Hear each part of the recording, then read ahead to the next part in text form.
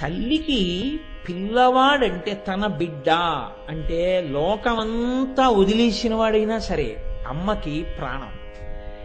అమ్మతనాన్ని చూసేటప్పుడు తన అమ్మ అయితే చాలు తప్ప ఈ అమ్మ కన్నా ఆ అమ్మ బాగుందని చెప్పి ఆ అమ్మని ప్రేమించడం తెలియని తనం బిడ్డతనం కదండి.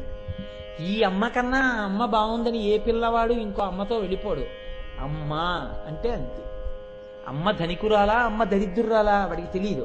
అమ్మ అందగత్య అమ్మ అందవిహీనురాలా అసలు శాస్త్రంలో ఆ మాటే లేదు. అమ్మ అమ్మే, బిడ్డ బిడ్డే. బిడ్డ లోకంలో అందరూ వీడంత పనికిమాలిన వాడు లేడు, వీడు ఇలా ఉంటాడు అలా ఉంటాడని ఎవ్వరూ ఇలా బుగ్గగిల్లిన వాళ్ళు కూడా లేరు ఆ పిల్లాన్ని.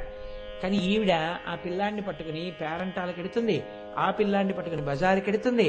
అందరూ పేరంటాలకు వచ్చిన మిగతా పిల్లలందరినీ చూసి వీడిని చూసి వీడేవిడు ఇలా ఉన్నాడని చెప్పేసి వాడిని వెటకారం ఆడినా ఆవిడ బెంగ పెట్టుకుని కళ్ళమ్మ నీళ్లు పెట్టుకుని వాడిని తీసుకొచ్చి నీకేం పర్వాలేదు నాన్న, వాళ్ళందరూ అలా అంటే అన్నారులే, నువ్వు నా వజ్రాల కొండవిరా, నువ్వు నా బంగారు తండ్రివిరా అని కళ్ళమ్మ నీళ్లు పెట్టేసుకుని నువ్వు ఒకనాడు వృద్ధిలోకి వచ్చిన తర్వాత వీళ్ళందరూ నీ కాళ్ళ మీద పడతారులే నాన్న, తొక్కదే ఉందిరా ఒంటి మీద్ది, నీ మనసు బంగారం నాన్న, పార్వతీదేవి నలుపు, నారాయణుడు నలుపు, ఏది నలుపు కాదురా, లోకానికి నీళ్ళిచ్చేటటువంటి మేఘం నలుపు, అన్నీ నలుపు, తెలుపుగా ఉన్నవన్నీ కూడా ఓ పైకి తెల్లగా కనపడినవన్నీ గొప్పవేంటి, ఇంత మరకబడితే అసహ్యంగా అయిపోయేటటువంటి తెల్ల పంచ గొప్పదా, ఎన్ని అన్నిటినీ ఇంద్రియాలని పక్కన పెట్టి దీక్షావస్త్రంగా తీసుకున్న అయ్యప్ప స్వామి భక్తులు కట్టుకున్న నల్ల పంచ గొప్పదా, నువ్వు అయ్యప్ప స్వామి దీక్షితుడు కట్టుకున్న పంచలాంటి వాడివిరా నాన్న, వాళ్ళకేం తెలుసురా, భోగం అనుభవించడానికి వెళ్ళి విటుడు కట్టుకున్న తెల్ల పంచలాంటి